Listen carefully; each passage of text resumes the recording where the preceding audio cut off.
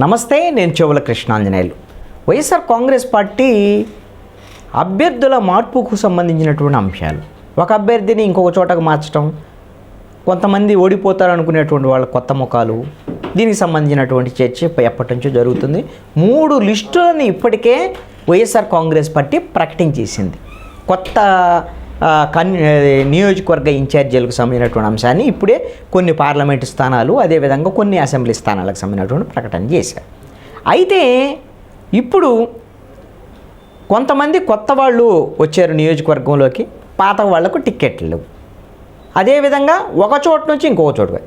ఈ నేపథ్యంలో కొత్త వాళ్ళు ఇన్ఛార్జీలుగా, నియోజకవర్గాలు ఇన్ఛార్జీలుగా వచ్చిన చోట పాత వాళ్లకు సంబంధించినటువంటి విషయంలో వీళ్ళిద్దరి మధ్య రాజకీయ ఘర్షణ వాతావరణం, ఇగోకు సంబంధించినటువంటి సమస్యలు ఇప్పుడు వైఎస్ఆర్ కాంగ్రెస్ పార్టీకి కొంత తలనొప్పిగా మారాయి. దాంట్లో ఎటువంటి సందేహం లేదు. ఇప్పుడు మీరు గమనిస్తే విజయవాడ సెంట్రల్ నియోజకవర్గానికి సంబంధించి మల్లాది విష్ణు స్థానంలో విజయవాడ వెస్టు ఎమ్మెల్యే, మాజీ మంత్రి వెల్లంపల్లి శ్రీనివాసును తీసుకొచ్చి సెంట్రల్ నియోజకవర్గానికి వేశారు. సెంట్రల్ నియోజకవర్గానికి వేసినటువంటి నేపథ్యంలో వెల్లంపల్లి శ్రీనివాస్కి ఎక్కడో చోట సీటు వస్తే పర్వాలేదు అనేటువంటి దాని మీద అతను ఉన్నాడు. విష్ణుకి ఎక్కడా సీట్ లేనటువంటి పరిస్థితి ఉంది. మీకు రేపొద్దున ప్రభుత్వం మంది వస్తే మీకు ఒక అవకాశం ఇస్తానని నేరుగా మల్లాది విష్ణుని పిలిచి మాట్లాడారు ముఖ్యమంత్రి జగన్మోహన్ రెడ్డి. మరి వెల్లంపల్లి శ్రీనివాసు సెంట్రల్ నియోజకవర్గంలోకి వచ్చి పన్ను చేసుకునేటువంటి దాంట్లో పార్టీ కార్యకలాపాలు, మరి వీళ్ళందరితో ఇక్కడ ఎవరైతే ఉన్నారో వాళ్ళందరితో మింగిల్ అవ్వటం అనేటువంటి దాని మీద మల్లాది విష్ణువుకు సంబంధించినటువంటి అనుచరగణం, ఆ లీడర్లు, ఆ గ్రూప్కి సంబంధించినటువంటి వాటిలో కొంత ప్రతిఘటన ఎదురవుతోంది. ఇబ్బందికరమైనటువంటి పరిస్థితి ఉంది. పిలిచి మల్లాది విష్ణువుని ముఖ్యమంత్రి మాట్లాడి ఉండొచ్చు. మల్లాది విష్ణువు ఏమీ బహిరంగంగా నేను ముఖ్యమంత్రి నిర్ణయాన్ని తప్పుపడుతున్నాను అంటం లేదు. ముఖ్యమంత్రి ఏం చెప్తే అది మా జగన్మోహన్ రెడ్డి చెప్పిన దానికి అనుగుణంగానే నడుచుకుంటాను మనం అనేటువంటి విషయంగానే ఆయన ఉన్నారు. బహుశా ఏదైనా ఉంటే మాట్లాడితే ఏమన్నా మరి భవిష్యత్తులో ఏమైనా మాట్లాడతారేమో వ్యతిరేకంగా. అయితే ఇప్పుడు వరకు అయితే ప్రభుత్వానికి వ్యతిరేకంగా పార్టీని వదిలిపెడతానని కానీ ఇంతవరకు విష్ణు మాట్లాడు. ఒక ఉదాహరణ కింద నేను విష్ణు వెల్లంపల్లి శ్రీనివాస్ అంశాన్ని తీసుకున్నాను. ఇలాగా చాలా చోట్ల గుంటూరు వెస్ట్ విడదల రజని చిలకలూరుపేట నుంచి మంత్రి గుంటూరు వెస్ట్ నియోజకవర్గానికి వచ్చారు, గుంటూరు 2 నియోజకవర్గం. అక్కడ ఉండేటువంటి మద్దాలిగిరి వాళ్ళ గ్రూపు, అదేవిధంగా విడుదల రజనీకి సంబంధించినటువంటి వీళ్ళు కొత్త వీళ్ళిద్దరి మధ్య మింగిల్ అవ్వడానికి అవన్నీ కేడర్ మధ్య కొంత గందరగోళం, ఘర్షణ ఇవన్నీ ఉన్నాయి. అదేవిధంగా ప్రకాశం జిల్లాలో చంద్రశేఖర్కి సీట్ ఇచ్చిన చోట కొత్తగా కొండేపి నియోజకవర్గం అని అక్కడ ఆయన పోస్టర్లు చించటము, వ్యవహారము ఇవన్నిటిమేనండి. ఇది విధమైనటువంటి అన్ని చోట్ల ఎంతో కొంత ఘర్షణ వాతావరణం ఉండనే ఉంది. అయితే ఈ ఘర్షణ వాతావరణం వల్ల ఎంత నష్టం జరిగేదానికి అవకాశం ఉంటుంది, ఎప్పటికి ఇవి సర్దుకుంటాయి, దాని మీద వైఎస్ఆర్ కాంగ్రెస్ పార్టీకి వచ్చే ఎన్నికల్లో ఎంత నష్టం జరిగేదానికి అవకాశం ఉంటుంది, ఏమన్నా నష్టాలు నివారణకి చర్యలకు అవకాశాలు ఉన్నాయా, ఇది చాలా కీలకమైనటువంటి అంశం. అందుకనే జగన్మోహన్ రెడ్డి బహుశా 4వ లిస్టును కూడా వెంటనే ప్రకటించేసి, ఇప్పుడు పండగ అయిపోయింది కాబట్టి 4వ లిస్టును కూడా ప్రకటించేసి ఫైనల్ లిస్టుని బహుశా 20వ తేదీ లోపల ముగించేసి 20వ తేదీన రీజనల్స్ వైజ్గా అందరినీ నియోజకవర్గాల ఇన్ఛార్జీలు, జిల్లా అధ్యక్షులు, రీజనల్ కోఆర్డినేటర్లు వీళ్ళందరితో పార్టీ విస్తృత స్థాయి సమావేశాన్ని జగన్మోహన్ రెడ్డి పెట్టబోతున్నారు. అంటే ఒక రకంగా జగన్మోహన్ రెడ్డికి ఎన్నికలకు సంబంధించినటువంటి పూర్తి సన్నద్ధతో రెడీ కాబోతున్నారు అనేటువంటిది స్పష్టమవుతుంది. ఈ లోపుగా అభ్యర్థులన్నీ ప్రకటన అయిపోయి 175 అసెంబ్లీ, 25 పార్లమెంట్లకు సంబంధించినటువంటి అభ్యర్థులకైనా ప్రకటన చేస్తే ఎక్కడైతే ఈ విధమైనటువంటి ఘర్షణ వాతావరణం ఉందో వాళ్ళని సరిది చెప్పడం కోసం ఏం చేశారు అని అంటే, ఎక్కడికక్కడ రీజనల్, ఇప్పుడు ఉత్తరాంధ్ర ఉంది, వైవి సుబ్బారెడ్డి నేరుగా వెళ్ళి అసంతృప్తుల దగ్గర వాళ్ళతో మాట్లాడుతున్నారు.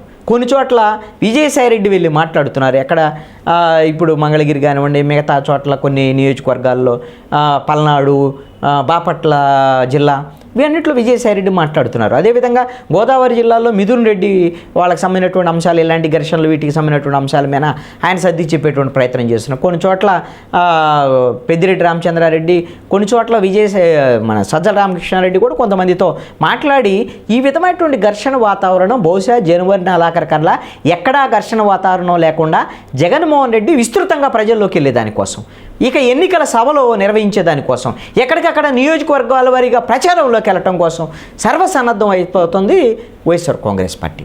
మరి ఈ పాత కొత్త కలయికల ఘర్షణలు అనేటువంటిది ఎంత తొందరగా సమస్య పోతే అంత తొందరగా ఈ విధమైనటువంటి నష్ట నివారణ చర్యల్లోకి వైఎస్ఆర్ కాంగ్రెస్ పార్టీ వెళ్ళేదానికి అవకాశం ఉంటుంది. లేదు అని అంటే ఇవి ఎక్కువ ఘర్షణలు కింద ఎక్కువ రోజులు కొనసాగేటువంటి పరిస్థితులు ఉన్నా, లేదు అంటే వైఎస్ఆర్ కాంగ్రెస్ పార్టీలో సీట్లు రానటువంటి వాళ్ళు ఎక్కువ మంది తెలుగుదేశం జనసేనలోకి వెళ్ళేటువంటి పరిస్థితులు ఉన్నా కూడా వైఎస్ఆర్ కాంగ్రెస్ పార్టీకి నష్టం జరిగేటువంటి అవకాశం ఉండదు. ఇప్పుడు వరకు అయితే మాత్రము అక్కడక్కడ వెళ్ళేటువంటి పరిస్థితి ఉంది. బాలశౌరి, అదే ఎంపీ బాలశౌరి, అదేవిధంగా ఇక్కడ పార్థసారథి, కొలుసు పార్థసారథి, ఇలాంటి వాళ్ళు కొంతమంది వస్తున్నారు. కానీ అంత పెద్ద ఎత్తున వైఎస్ఆర్ కాంగ్రెస్ పార్టీ నుంచి తెలుగుదేశం జనసేనలోకి వెళ్ళేటువంటి పరిస్థితి అయితే మాత్రం ఇప్పటి వరకు పెద్ద వలసలు ఉండేటువంటి వాతావరణం కనపడటంలా.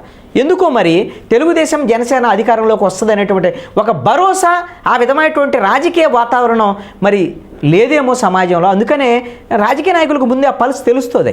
అందుకని పెద్ద ఎత్తున వలసలు వైఎస్ఆర్ కాంగ్రెస్ పార్టీ నుంచి తెలుగుదేశం జనసేనలోకి లేవేమోనని అనిపిస్తున్నటువంటి పరిస్థితి.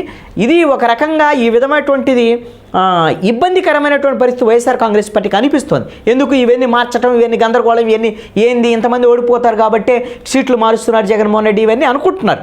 కానీ ఈ జనవరిలోనే ఇవన్నిటినీ సర్ది చేసుకొని ఎక్కడైతే ఓడిపోయేటువంటి అభ్యర్థులు ఉన్నారో వాళ్ళందరూ మార్చేసి కొత్త ముఖాలతో ఈ రోజున అక్కడ ఘర్షణ వాతావరణం లేకుండా కొత్త పాత కలయికల మొత్తాన్ని కూడా సర్ది చెప్పుకొని మొత్తం గిన పార్టీ ఎన్నికల కాన్సన్ట్రేషన్ మీదనే ముందస్తుగా ఫిబ్రవరి 1వ తారీఖు నుంచి ఇక ఎన్నికల సభలకి బహుశా నాకు తెలిసి ముఖ్యమంత్రి జగన్మోహన్ రెడ్డి 20వ తేదీన జరిగేటువంటి పార్టీ సమావేశం, అంతర్గతమైనటువంటి సమావేశంలో ప్రజల్లోకి విస్తృతంగా వెళ్ళేటువంటి బహిరంగ సభలు, ప్రజలతో మమేకం అవ్వటం, అదేవిధంగా ఈ విధమైనటువంటి నాయకులు ఎవరైనా అసంతృప్తి ఉన్నారో వాళ్ళని నేరుగా జగన్మోహన్ రెడ్డి దగ్గరికి ఆహ్వానించి పిలిపించి మాట్లాడటం, ఎక్కువ మందికి యాక్సెస్ ఇవ్వటం జగన్మోహన్ రెడ్డి. ఇప్పుడు వరకు జగన్మోహన్ రెడ్డి మీద ఉండేటువంటి అసంతృప్తి, వ్యతిరేకత ఏంటి? ఎక్కువ మందితో మాట్లాడట్లేదు, కొంత దూరంగా ఉంటున్నారు అనేటువంటి దాన్ని తొలగించుకోవటం ఒక ఎత్తు అయితే, రెండవది ప్రజల్లోకి విస్తృతంగా వెళ్ళి సభల్లో పెట్టడం అనేటువంటి దాని మీద ఈ ప్రభుత్వము ఇప్పటి వరకు ఏ విధంగా సంక్షేమ పథకాలను అమలు చేసింది, భవిష్యత్తులో ఏ విధమైనటువంటి ఇంకా కొత్త సంక్షేమ పథకాలని తీసుకురాబోతుంది. భవిష్యత్తులో అంటే బహుశా ఆర్టీసీ బస్సుల్లో మహిళలకు ఉచిత బస్సు ప్రయాణం, ఇది ఎన్నికలకు ముందే జగన్మోహన్ రెడ్డి ప్రకటించాలనేటువంటి ఆలోచనలో ఉన్నట్టుగా ఒక సమాచారం ఉంది.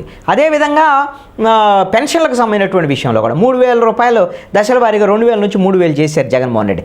దాన్ని 5,000కు పెంచాలి అనేటువంటి దాని మీద కూడా వైఎస్ఆర్ కాంగ్రెస్ పార్టీ ప్రభుత్వం ఆలోచన చేస్తున్నట్టుగా ఆ విధమైనటువంటి హామీ జగన్మోహన్ రెడ్డికి ఇచ్చారనుకోండి, ఖచ్చితంగా జగన్మోహన్ రెడ్డి నమ్ముతారు. ఎందుకంటే ఆయన 3,000 చేస్తా అన్నాడు, 3,000 చేశాడు. అది కూడా 1వ తేదీనే వాలంటీర్ల ద్వారాగా ప్రతికి అవ్వతాతకి ఈ రోజున డబ్బులు ఇచ్చేటువంటి పరిస్థితి ఉంది. పెన్షనర్ల నుంచి అయితే చాలా సానుకూలత వైఎస్ఆర్ కాంగ్రెస్ పార్టీకి ఉంది. కాబట్టి ఇంకా ఈ సంక్షేమ పథకాల పెంపు, అదేవిధంగా కొత్త సంక్షేమ పథకాల అమలు, వీటితో పాటుగా తెలుగుదేశం జనసేన ఇచ్చేటువంటి హామీల విషయంలో గతంలో వాడ క్రెడిబిలిటీ ఏంటి, గత ప్రభుత్వ హయాంలో తెలుగుదేశం జనసేన ఇద్దరు బీజేపీ కూడా కలిసే ఉన్నారు కదా, ముగ్గురు ఉన్నారు 2014-19 వాళ్ళు ఏ విధంగా హామీలు ఇచ్చి అమలు చేయలేదు అనేటువంటి అంశాలని ప్రజల్లోకి విస్తృతంగా తీసుకెళ్లేటువంటి ప్రయత్నం అయితే మరి 20వ తేదీ నుంచి జగన్మోహన్ రెడ్డి చేయబోతున్నారు. దీంట్లో పాత కొత్త కలయికల విషయంలో జరిగేటువంటి నష్టాన్ని గిన త్వరితగతిని గిన పూడ్చుకోగలిగితే అది వైఎస్ఆర్ కాంగ్రెస్ పార్టీకి లాభం అయ్యేటువంటి అవకాశం ఉంటుంది. లేదు అంటే మాత్రం వైఎస్ఆర్ కాంగ్రెస్ పార్టీ కొత్త దెబ్బతినేటువంటి అవకాశాలు కూడా ఉండొచ్చు.